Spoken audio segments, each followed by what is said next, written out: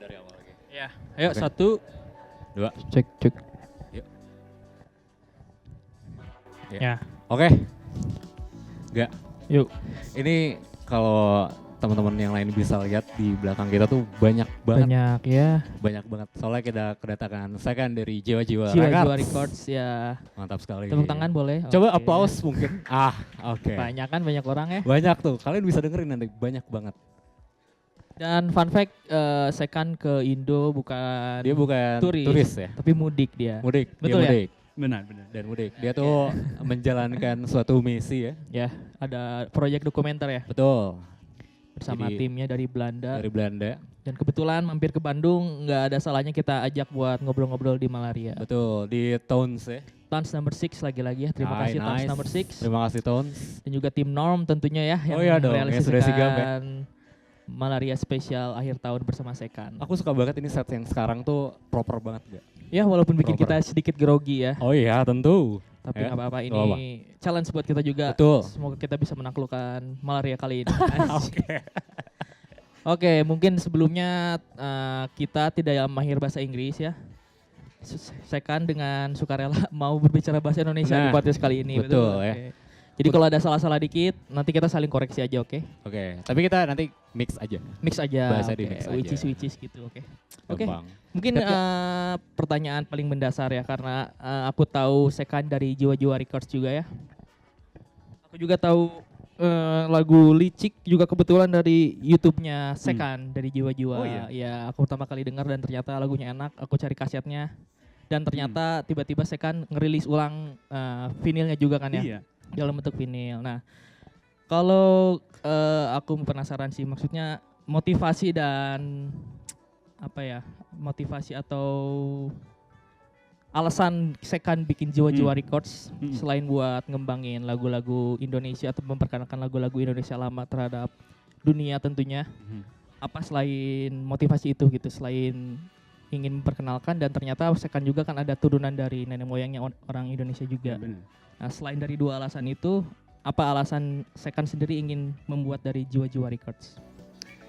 Iya, karena bapakku lahir di Medan Oke. dan aku belajar banyak dari kakekku juga Oke.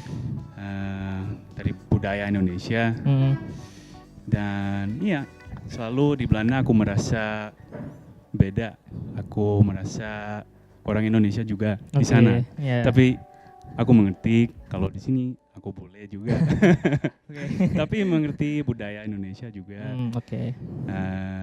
Tapi ya sudah campur-campur banyak.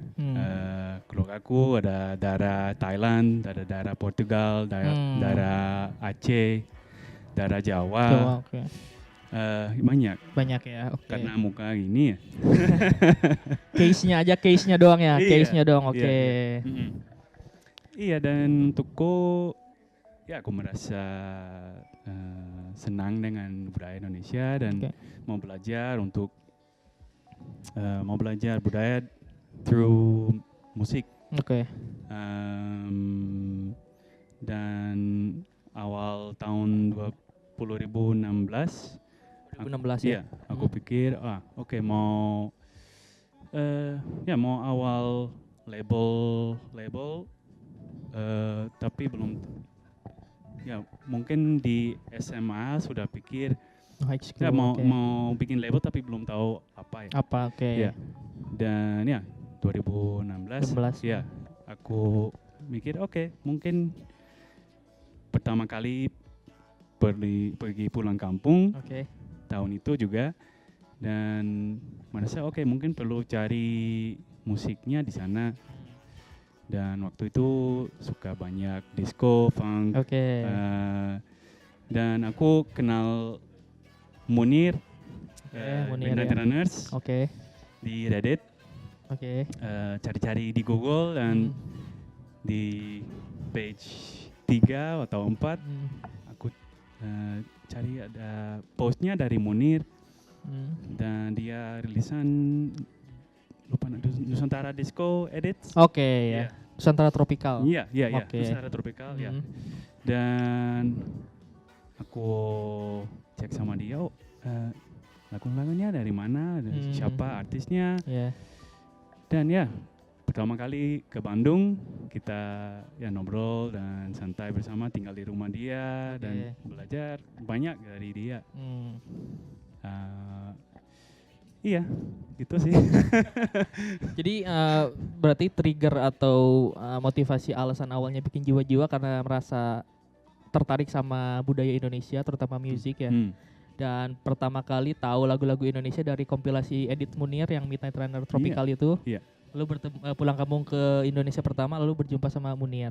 Nah, terus kalau lagu gitu ya, lagu yang bikin Second pertama kali kayak aku harus ngangkatnya lagu-lagu Indonesia itu lagu apa? Kalau boleh tahu. Gitu Rollis Hidup. Wah. Iya. Funky gitu ya. Oke. Iya. Berarti makanya soalnya aku lihat dari beberapa postingannya Second banyak banget ngeposting kaset-kaset Rollis, gitu Rollis, Bonnie Rollis. Sampai akhirnya Deli Rollis ini Licik. Nah, apakah Licik ini salah satu trigger Second juga buat bikin jiwa-jiwa ratio pressingan pertama? Iya, aku dengar lagu ini pertama kali 2016 juga. Oh, di tahun yang sama. Iya, di kantor Golf Mansion The Majors di Jakarta. Bersama David Tarigan dari Irama Nusantara. Ya. Dan ya pertama kali aku dengarkan ini, aku nangis. Iya. Gila. Okay. Dan iya gila banget. Aku merasa kalau bikin pertama rilisan jiwa-jiwa perlu lagu ini. Oke. Dan akhir 6 tahun ya. Oh, berarti 2016 realisasi 2022 ya. Oke. Saya juga sebagai kolektor vinil mengucapkan terima kasih. Akhirnya bisa memiliki vinil ini dengan harga terjangkau dan murah. Iya. Karena kita tahu sama-sama tahu sendiri harga vinil ini kan sampai sekarang harganya masih mahal dan susah buat dapatnya. Ya, mungkin dengan adanya vinil ini orang-orang yang asalnya nggak tahu sama lagu-lagu Deli Rollis jadi tahu gitu setidaknya. Lebih available sekarang ya. Dan bikin 1000 kopinya. Sold out. Iya. Udah sold out tuh. Ratio aja udah sold out ya. Ada lagi, Farhan mungkin penasaran sama Mas Second. Mas Second aja aku panggilnya. Oh boleh, oke. Mas, Bli. Ini kapan lagi bule ya dipanggil mas-mas ya? Cuman di malaria doang. Oke Second, aku penasaran. Apakah kamu tuh sejak kecil sudah perkenalkan kepada musik-musik dari Indonesia oleh mungkin kakek, nenek, atau ayah sejak Second kecil? Dan apakah mereka seorang kolektor juga?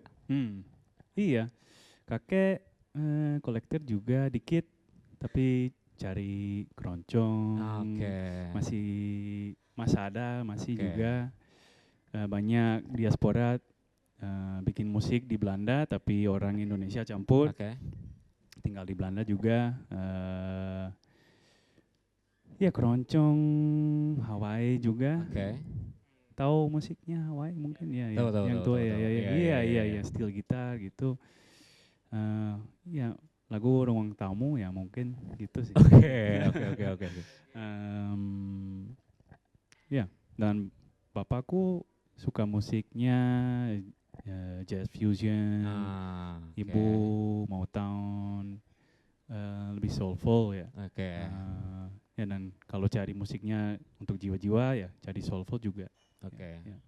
Berarti sudah sejak saat Second kecil sudah memang diberikan dari keluarga ya mungkin ya? Iya benar. Dari kakek, nenek, ayah sejak kecil gitu kan? Ada foto-foto juga banyak, masih mungkin 2 tahun dengan headphone ya dekat turntable, amplifier ya.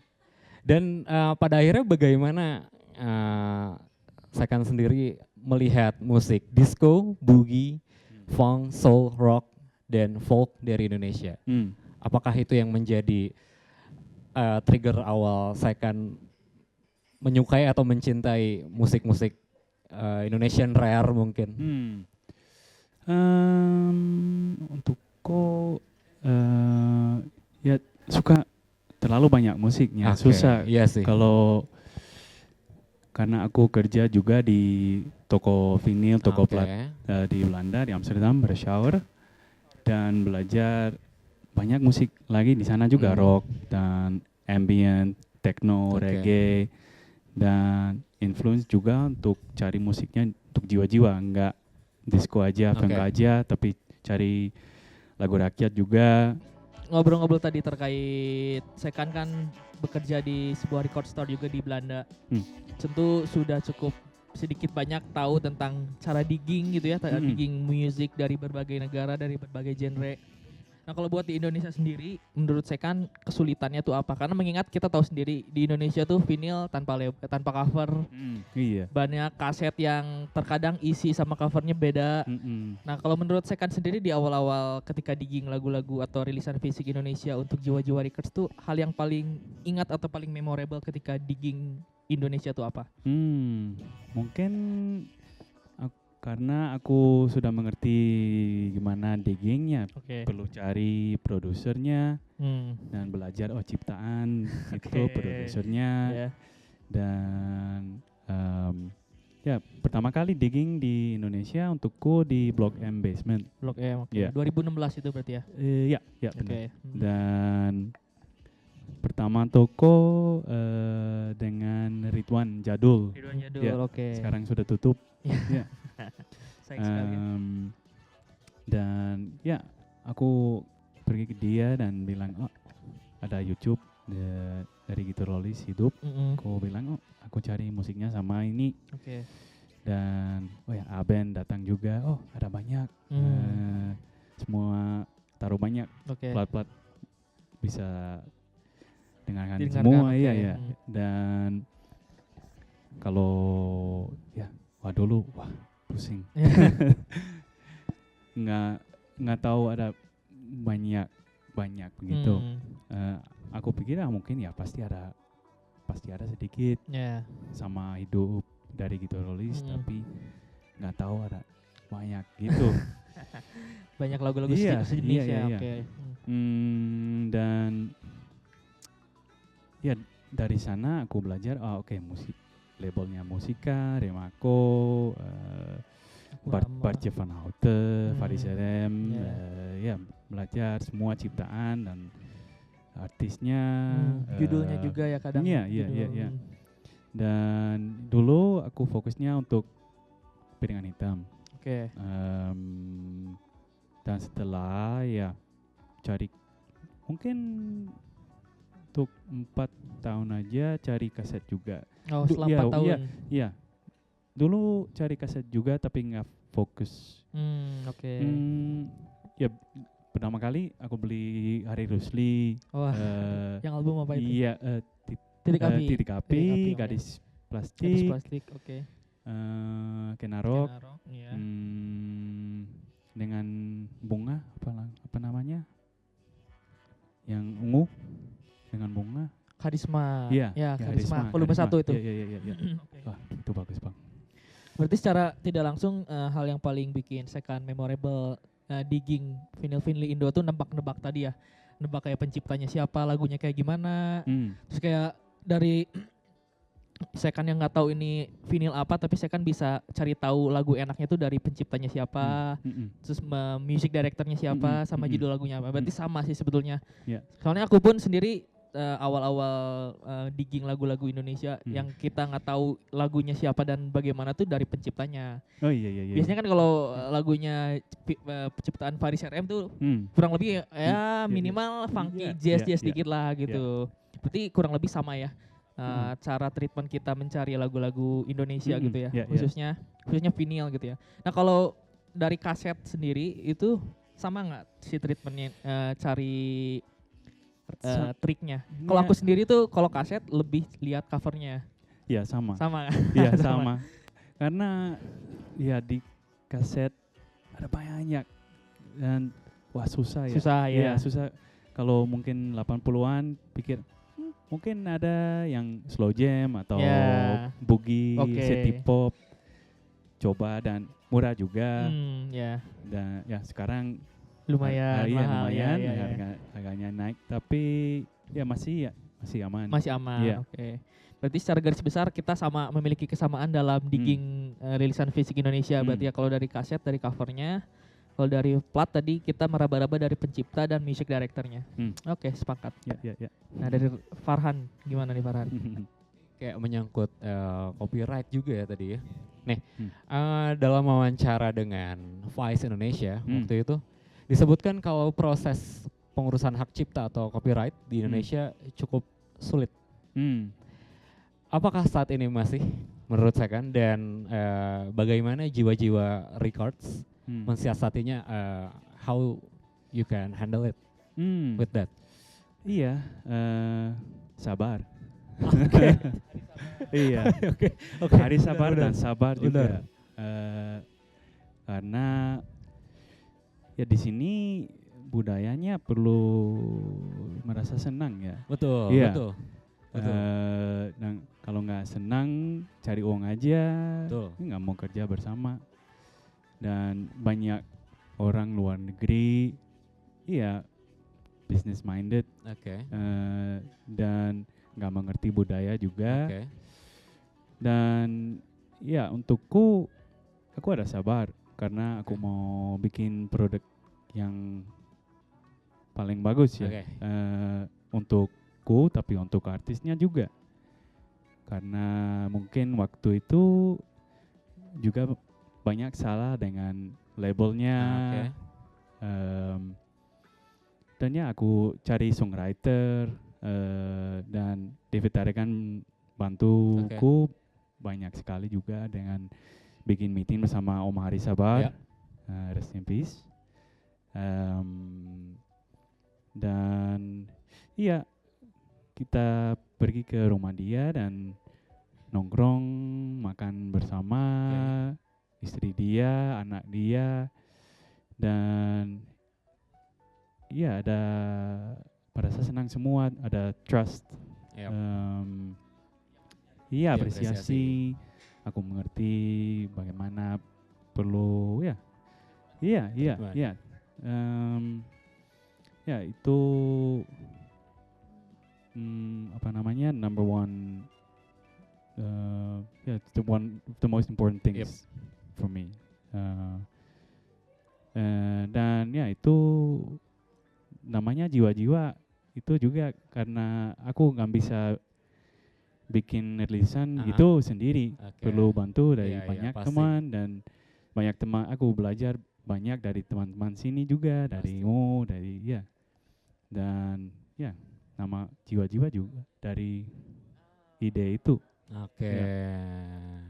Bukan musiknya soul itu untuk di jiwa. Iya.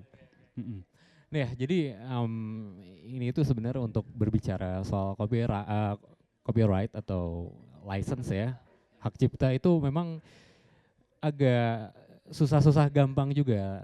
Jadi buat teman-teman nih yang mau, gue pengen nih reissue atau kayak sedikit bermain dengan hak cipta atau copyright, perbanyak sabar, betul saya kan?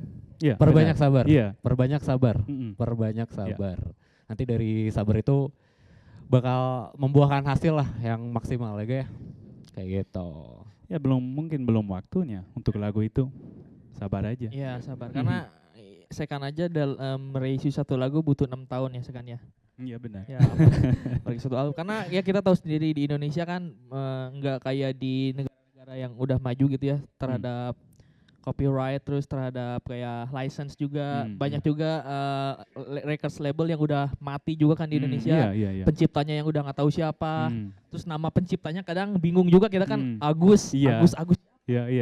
Nah sebenarnya karena Sekan mungkin suka dengan hal itu, mungkin bagi Sekan itu jadi sesuatu yang seru mungkin ya. Kita nyari songwriternya siapa, penyanyi siapa dan lain-lain. Oh berarti jiwa-jiwa itu bukan lagunya soul ya, berarti emang karena membutuhkan banyak jiwa untuk merealisasikan. Cakap, tepuk tangan.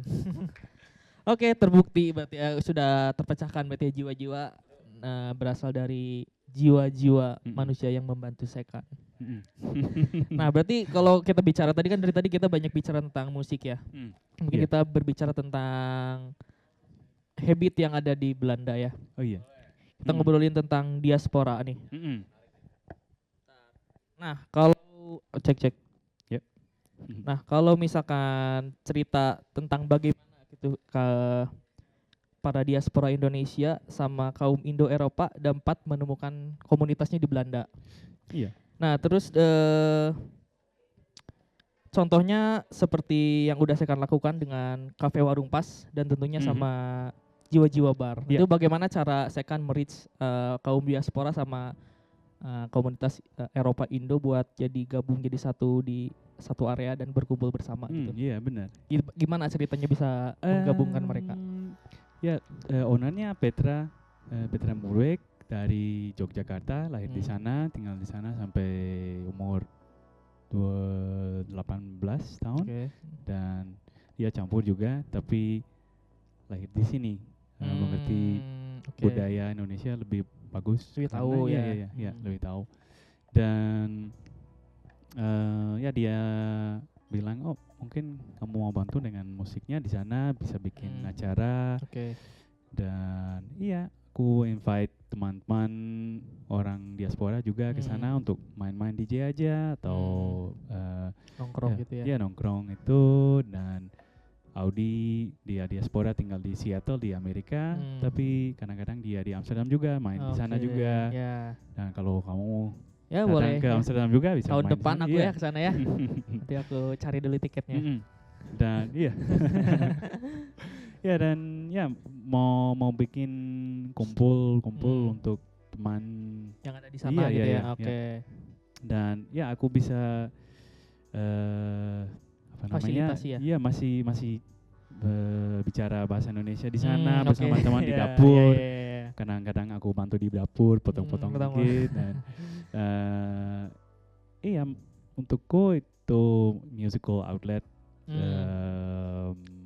Seru. Kadang-kadang aku main sendiri di sana, ambil plat-plat. Nggak perlu semua Indonesia bisa main jazz aja juga. Ya tapi kadang-kadang bikin acara spesial untuk musiknya. Tematik gitu ya. Iya tematik. Ya gitu. Oh berarti sejalan sama visi Sekan di awal membuat jiwa-jiwa juga ya berarti ya. Nah kan di awal Sekan bikin jiwa-jiwa karena tertarik sama budaya Indonesia, terutama musik, dan ketika itu berhasil Sekan mengimplementasikannya kembali dengan membuat Jiwa-Jiwa Bar tadi sama Cafe Warung Pas dan di-invite orang-orang Indo dan diasporanya pun melalui musik juga berarti ya. Iya. Jiwa-jiwa, lagi-lagi jiwa-jiwa. Jadi Sekan cukup berhasil. Tapi sebelum Sekan apakah ada orang yang melakukan hal sama di Belanda, melakukan kayak bikin tempat khusus orang-orang Indo, Eropa dan diaspora? Apakah atau malah Sekan orang pertama yang bikin? Mungkin dengan suara Jiwa-Jiwa soundnya sama aku pertama. Dan ya mungkin ada festival atau event-event bikin event diaspora juga, tapi musiknya masih dari dunia musik mungkin gitu ya atau UK Garage, tapi eventnya dari orang Indonesia. Diaspora. Tapi ya khusus musiknya Indonesia aku pikir belum ada ya. Belum ada. Iya, belum ada ya. Pelopor berarti salah satu pelopor. Ya. Respect. Ya Sekan juga yang bikin vinyl Indonesia mahal ini. maaf. Untuk aku nggak suka juga. Jokes. Nggak apa-apa. Tapi maksudnya kan secara tidak langsung orang-orang jadi ngelirik vinyl Indonesia yang dulu. Mungkin banyak orang yang nggak tertarik sama vinyl Indonesia gitu. Benar. Mungkin dengan adanya Sekan dan membuat gerakan itu, orang-orang Indo pun jadi rela ngeluarin uang banyak buat beli rilisan Indonesia itu sendiri. Begitu Farhan. Kita ke Amsterdam. Coba aja. Ayo. Ke Amsterdam ya. Nah ini menarik sih dan Sekan. Ngomong-ngomong soal Amsterdam dan Belanda ya. Gimana sih Sekan ekosistem vintage music di sana? Apakah seramai di Indonesia atau mungkin biasa saja? Di sana mungkin ya ramai, ada banyak toko vinyl, ada banyak klub, ada banyak juga museum bisa bikin acara di sana. I'm spoiled I think di Amsterdam dengan ada banyak opsi untuk bikin acara, bikin party. Dan kalau cari vinyl ya masih ada banyak opsi juga. ada apa namanya flea market dan ya pasar antik. Sama itu thrift. Thrifting. Ya tapi harganya sama sana naikin juga. Ya berarti kalau bisa ditarik garis nih Ga, hampir di seluruh semua negara tuh masih untuk vinyl kaset tuh masih pada aware ternyata. Nggak cuman ya mungkin untuk scoop kita yang di Indonesia udah ngelihat wah ini harusnya dilestarikan, dan begitu juga di Amsterdam, mau di Jerman mungkin sama aja sih kayak gitu. Ya budaya kaset nggak ada di kaset justru nggak ada ya. Budaya kaset nggak ada di Belanda. Nah itu. Mungkin di 80-an aja, tapi setelah ya kecil-kecil aja. Sedikit aja. Vinyl banyak ya. banyak. Ya mungkin karena orang rich kaya, so dan di sini ada budaya kaset karena itu lebih murah. Betul ya. Tapi kakekku ambil banyak kaset juga dari sini waktu libur. Oh, bawa ke Belanda. Dari sini Amon Jazz Rock gitu. Ambil dari sini ke Belanda ya. Oke, berarti karena ini kasusnya sama kayak teman-teman kita kayak kemarin Oli orang Malay ke sini. Di Malaysia pun sama, kaset tidak sebanyak vinyl. Terus aku juga ada punya teman dari Inggris waktu main sini, dia pun sama bilang kaset tuh tidak emang sebanyak di sini. Berarti saya kan setuju nggak kalau Indonesia disebut negara surganya kaset? Apa ya surganya? Dengan rilisan kaset yang banyak gitu di antara negara-negara lain. Oh, aku nggak tahu ya. Gimana ya? Oh, ini nggak tahu. Nggak apa-apa. Aku cuma nanya doang. Nah, soalnya aku ngelihatnya gitu aja sih, karena dari banyak teman-teman aku terutama bukan orang Indonesia tuh, mereka sangat terbatas tentang pengetahuannya ngoleksi kaset, dan pun koleksi pun mereka rata-rata koleksinya vinyl gitu, bukan kaset. Oke, kita balik lagi ke Amsterdam ya. Nah, berarti jiwa-jiwa udah 8 tahun ya, kurang lebih dari 2016 sampai 2024. Nah, kalau dari Sekan sendiri ngelihat peran jiwa-jiwa records ini untuk melestarikan lagu Indonesia gitu ya, khususnya di Belanda tuh gimana gitu pergerakannya? Apakah dengan adanya jiwa-jiwa tuh tentang pelestarian musik Indonesia di Belanda, apakah jadi banyak orang yang aware kah, atau malah masih sama kayak dulu sebelum ada jiwa-jiwa? Ya, aku pikir ya. Tunggu ya. Main musik dikit. Nah, sepi. Ya di Belanda ada lebih banyak attention untuk budaya Indonesia sekarang karena itu connection dengan kolonial. Dan betul. Ya ada lebih banyak options to make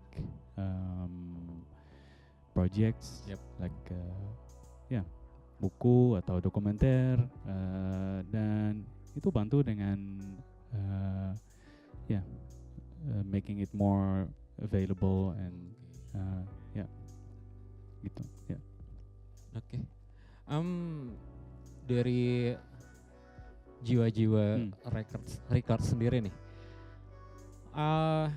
harapan Sekan ke depan untuk jiwa-jiwa yang sudah kurang lebih 8 tahun nih berjalan, harapan ke depannya apa sih?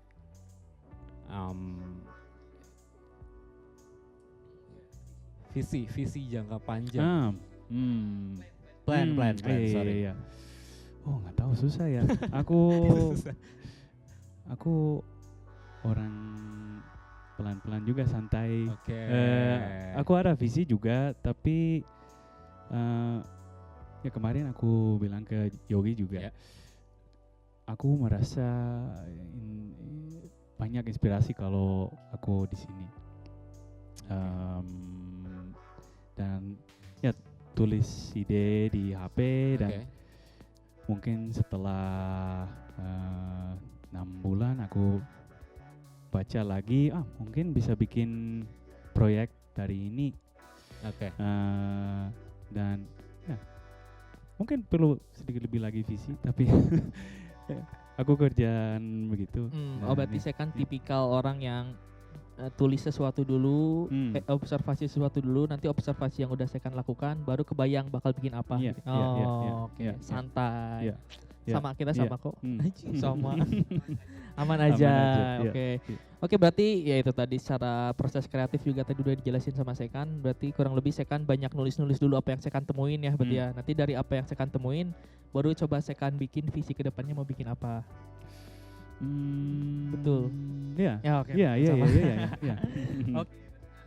Nah, kita bicara tentang tadi cara proses kreatifnya gitu. Nah, kalau misalkan bicara tentang kurasi nih, kan pasti Jiwa-Jiwa Records punya standar atau kurasi khusus mengenai artis yang bakal dirilis, yang bakal di reissue atau bakal di orbit gitu ya. Kalau dari Sekan sendiri cara mengkurasi musisi atau genre itu sendiri tuh apa klasifikasinya?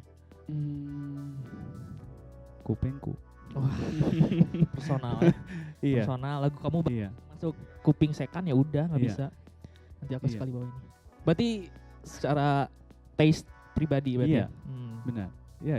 Selain itu aja. Itu aja. Iya, aku pikir itu aja karena aku nggak mau aku mau ikut tren atau mau bikin produk atau rilisan itu timeless. Dan ya nggak ikut tren. Apa yang lagi rame gitu ya. Iya. Dan mungkin bisa beli lagi kalau ikut tren atau bisa bikin lebih lagi uang, tapi jiwa-jiwa untukku ya cukup personal berarti cukup, ya benar.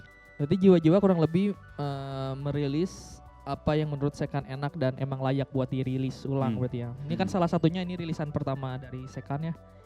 Daily Release Licik. Nah, ini saya cukup kaget juga ternyata ada gitu orang gitu ya, orang yang bisa merilis ulang Licik atau dari Daily Release. Nah, mungkin kalau dari vinyl ini sendiri, kenapa konsep covernya seperti ini? Iya. Karena bisa tahu ini disisain kosong gitu ya, dibolongin terus kalau dibuka ininya polos putih. Ini kenapa dirilis covernya sedemikian rupa? Bikin polos kertas karton sama itu karena aku punya banyak radio promo dengan bikin karton cover sendiri dengan tape dan cutout yang ini sama kaset sizingnya sama cover kaset sama kaset J-card. Kalau ada J-card dari original ya bisa di depan sana. Dan itu karena cari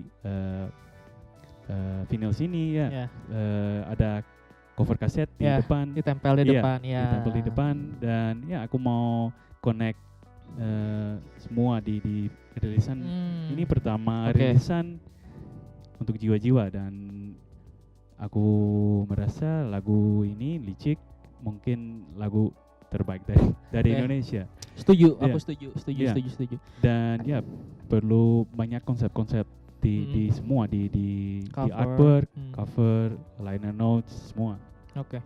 Berarti Sekan mengaplikasikan cover album itu dari apa yang Sekan temuin selama digging vinyl di Indonesia. Jadi kebanyakan di Indonesia tuh rata-rata covernya vinylnya tanpa cover. Mereka cuma menempelin cover kasetnya di depan. Dan itu jadi sebuah radio promo. Lalu Sekan mengaplikasikannya di rilisan Jiwa-Jiwa pertama ini. Jadi teman-teman yang punya kaset Daily Release yang Mutiara Kata bisa tempel di sini berarti ya, si kasetnya. Dan cukup DIY juga sih. Berarti ini sejalan dengan apa yang Sekan temukan di awal tentang keunikannya digging vinyl di Indonesia. Karena Sekan kan ngerasa di Indonesia nggak kayak di luar negeri ya, cuman ditempel cover. Dan ternyata apa yang Sekan temuin itu bisa Sekan aplikasiin di vinyl rilisan pertama. Yang unikan kedua, ada fotonya 2 ya. Ini aku pun baru pertama kali lihat ada cover Daily Release bersama Norman sama Hari Sabar. Di cover ini doang gitu. Nah, gimana Aku penasaran aja cara Sekan bisa nemuin foto ini tuh apakah nemu di majalah atau emang ada di internet mungkin atau gimana nih? Ya. Kalau kembali, balik ya, kembali. Okay. Cover ini dari covernya kaset. Oke, yang Mutiara Kata ya. Itu represent yang rasa album official. Oke. Om Hari bilang juga itu dari shootnya untuk cover. Oke. Tapi Om Hari masih ada foto lagi. Dia kirim ke aku untuk rilisan ini. Itu di belakang. Oh ini, oke. Oke. Ini fotonya dari shoot tapi backstage. Backstage shoot. Jadi yang belum pernah dirilis ya ini ya? Iya, benar. Okay. Iya. Dan aku rasanya juga ini it represents the playfulness dari Licik. Karena itu jam. Itu dia tulis lagu itu di pagi. Pagi-pagi. Iya, pagi-pagi dan langsung record di studio juga di Jakarta. Jakarta, oke. Iya. Dan setelah rekaman, sound engineer juga bingung. Gimana ya gini? Lagu 9 menit ya? Iya. Dan Om Hari juga bilang, ya kalau bikin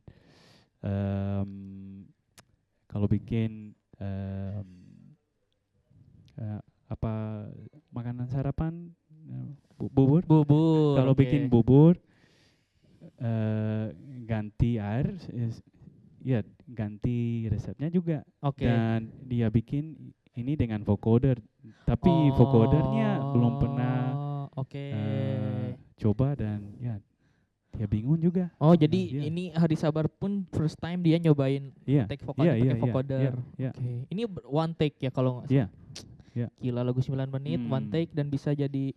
Apakah Hari Sabar kaget nggak ketika Sekan mau nge-reissue lagu ini gitu dari sekian banyak lagu Hari Sabar? Apakah reaksi dia kaget kah atau heran kenapa kamu nge-reissue lagu ini gitu? Gimana reaksi Om Hari almarhum? Dia proud juga, suka gimana aku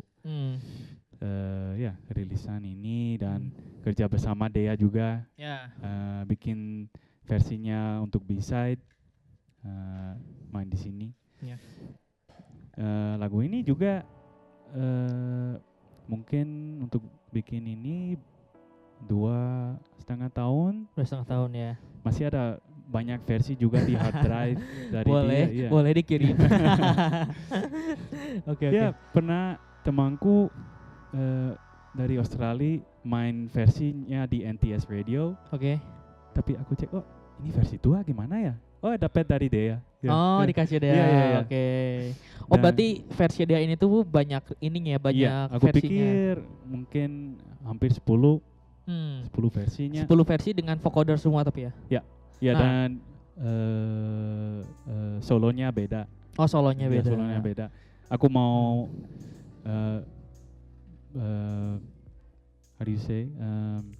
Call and answer.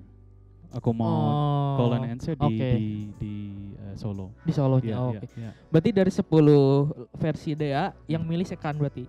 Ya, aku bantu juga dengan lagi-lagi telinga Sekan yang yang memilih ini. Iya. Oke, kalau reaksi almarhum Hari Sabar dengar lagu versi Dea, apa reaksi dia? Dia proud juga. Iya. Ada generasi juga baru ya dia. Ya mungkin dia kaget juga ya dengan apa yang dilakuin Sekan. Kalau dari Mas Farhan ada yang mau ditanya lagi Mas Farhan? Kalau aku lebih penasaran dengan Sekan sudah mengkurasi lagu-lagu dari Indonesia, bermain cukup sering di lagu-lagu Indonesia, rilisan Indonesia. Adakah musisi atau produser Indonesia yang sangat menginspirasi? Nah, ini menarik nih. Susah nih pasti nih. Kalau 70-an aku suka Bartje van Houten. Banyak slow funk jam. Faris RM, Om. Pasti kita bikin acara juga di Belanda bersama dia. Wah, Kayaknya aku harus datang ya. Tanggal 23 bersama Serumpun Kolektif. 23 Desember. Iya. Aduh, bentrok ya. Iya. Aku tiba di Belanda 23 Desember juga. Langsung aja. Iya. Itu di mana tempatnya? Di tempat enggak di beda ya Rode Bioskop. Oh, oke. Ya, tempat beda karena ya di warung mungkin terlalu kecil ya. Betul. Ya. Jadi di tempat khusus ya nanti. Ya, dia udah legend, perlu tempat besar ya. Betul. Ya. Oke, berarti salah satunya Faris, Bart Van Houten tadi ya. Mari juga. Harry Rusli pasti ya. Pasti. Ya. Oke, berarti tadi Hari Sabar, Hari Rusli, Faris sama Bart Van Houten. Oke, berarti itu tadi terkait yang menginspirasi Sekan buat bikin musik gitu ya, produce musik salah satunya dari Indonesia, inspirasinya itu. Nah tadi kan kita ngobrolin terus Licik ini ya, dari Rollies, dan kita tuh ngelihat ada satu lagi rilisan ini 7 Inch ya? Iya, benar. 7 Inch, ini rilisan keberapa ya? Iya, Kedua. Nah, ya. Apa yang membedakan Daily Rollies Licik dengan rilisan ini? Ya ini musiknya baru dari Gael Palaji. Oke. Dia datang ke sini juga. Dan ya kita bikin promo 7 inch ada. Oh ya, itu kuning ya. Ada ada biru. Ya? Oke, biru. Karena dia orang Maluku. Dan mau bikin warnanya biru. Ya, warnanya bendera Maluku. Bendera Maluku. Oke. Ada biru, hijau, merah dan putih. Jadi oke. Dan ya kita stamp semua sendiri bersama. Ini manual berarti? Iya, manual di Belanda. Makanya kita tidak ini ya. 100 biru, 100 hijau, 100 merah. Udah sold out ini? Ya, udah. Ya. Masih bisa beli di toko-toko, tapi untuk distribusiku udah habis. Iya, udah habis. Ya. Makanya kenapa kita ketika lihat covernya posisinya beda-beda ya? Iya benar, beda-beda semua. Ya, kadang-kadang warna sedikit jelek juga. Ini ada yang tag-nya tebel, ini yang tipis. Oke. Iya. Ini musiknya secara garis besar apa genrenya atau mau dengarkan atau nanti aja di terakhir kita preview. Tapi secara garis besar itu aku bilang itu mixnya dari Krang Bin dan Dean Blunt. Itu sedikit dia left field producer dari Inggris. Soulful tapi edgy juga. Itu slow jam. Tapi earworm banget.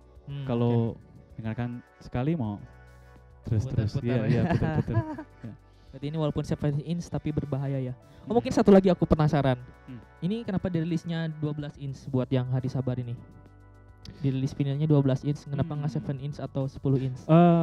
Karena suaranya biar lebih bagus. Iya, lebih bagus di 12 inch ya. Dan lagunya ya hampir 10 menit. Perlu banyak space-nya. Ya.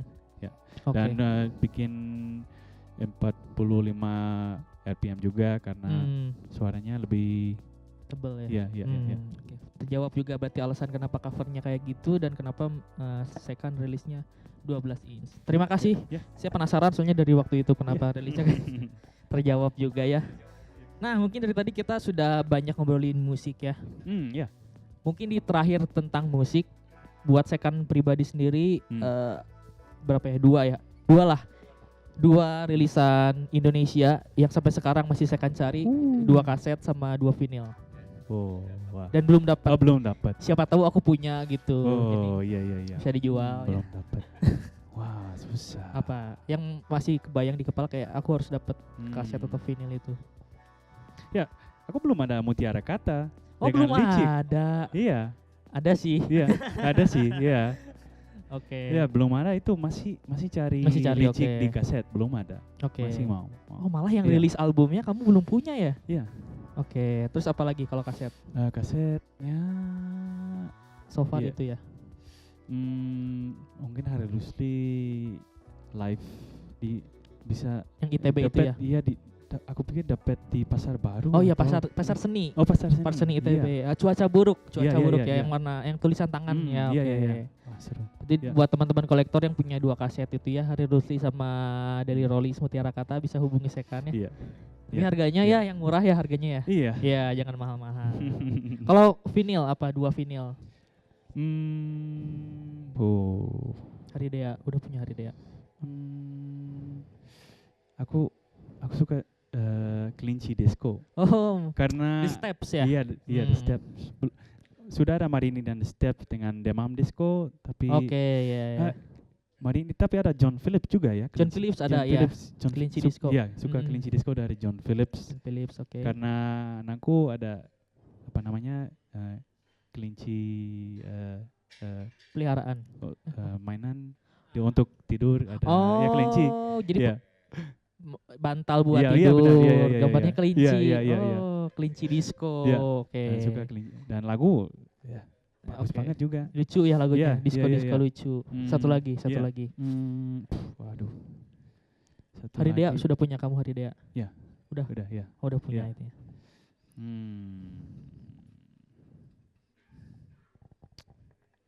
Waduh. Berat. Iya. Susah berarti ini. Udah punya. Mungkin Filosofi Gang original. Belum ada. Iya, belum ada Hari original. Rusli. Iya, Hari Rusli karena ya Hari Rusli ya. Iya, legend juga. Ya, berarti itu buat teman-teman kolektor yang punya rilisan yang tadi Sekan sebutkan, punya double dan harganya bersahabat ya, bisa langsung angkut. Nanti kalau aku kabarin kamu. Nah, tadi aku musik. Nah, dari Farhan apa nih Farhan? Nanya apa? Ini dari tadi kan kita di musik, kultur, budaya, kuping terus udah kenyang ya kupingnya. Sekarang kita berbicara masalah perut nih. Kita berbicara masalah perut nih, Sekan. Selama Sekan di Indonesia dan mungkin udah ke Bali, Jakarta hampir 2 tahun ya, mungkin ke Bandung. Untuk di Bandung sendiri deh, ada nggak makanan favoritnya Sekan selama di Bandung? Iya. Ada nggak nih? Susah banget. Susah. Ini juga susah nih. Masalah perut emang susah. Mungkin ya makanan favoritku hampir lontong sayur Medan. Lontong sayur Medan tuh. Ada Kak Merah, lupa namanya. Tapi ya enggak lontong sayur Medan. Tapi di Bandung ada. Dia orang Medan asli. Oke. Ya, wah gila. Itu di dekat DU. Iya, di toko-toko. Ya. Iya. Dan juga bebek goreng dengan lupa namanya Bali, makanan itu warung Bali. Warung Bali ya? Iya, warung lupa namanya. Kemarin Haji Anom. Iya. Haji Anom. Iya. Haji Anom. Itu ya. Iya, enak. Iya. Jadi ini fun fact ya, teman-teman. Jadi selama saya di Bandung ini dia di tour guide sama Yogi ya, ada teman kita dari Alunan juga. Dan dia itu yang menjejalkan perut saya untuk mencoba masakan-masakan yang ada di Bandung atau makanan yang ada di Bandung ya. Makanya tadi saya tuh jawabnya lontong Medan itu yang ada di Pati Ukur. Kalau teman-teman pengen tahu tadi namanya apa Yog? Sorry. Itu adalah pokoknya di daerah DU dan satu lagi bebek ya. Bebek Haji Anom. Nah, ini buat kalian yang apalagi wargi Bandung ya yang belum nyobain 2 makanan itu. Ini sudah di-approve oleh lidah bule ya, teman-teman. Lidah Amsterdam. Oke, diaspora ini ya. Diaspora juga. Enggak cuma musik, makanan juga. Apalagi nih gak kira-kira? Kita di akhir acara suka menyematkan narasumber. Selamat. Anda nice music, nice people, and nice food. Oke, nice. Mungkin kata-kata terakhir penutup ada Sekan buat teman-teman kolektor atau teman-teman orang Indonesia yang lagi di negeri. Ada mungkin sepatah 2 patah kata. Semangat ya. Tuh disemangatin. Sabar juga. Iya, sabar juga. Semangat dan sabar. Oke, terima kasih Sekan sudah mau hadir di Malaria Spesial akhir tahun kali ini. Sekarang saya Dianda Arga pamit. Dan saya Farhan Hidayat pamit. Sekan pamit. Pamit. Ya, sekan pamit juga ya. Dadah, selamat malam. Wassalamualaikum warahmatullahi wabarakatuh.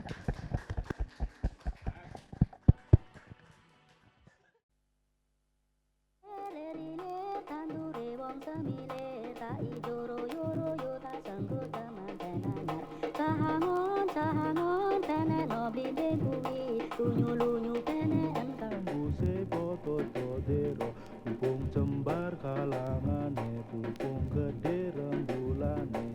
Leri ler, tandure wong semilir. Tak ijo royo royo, tak sengguh teman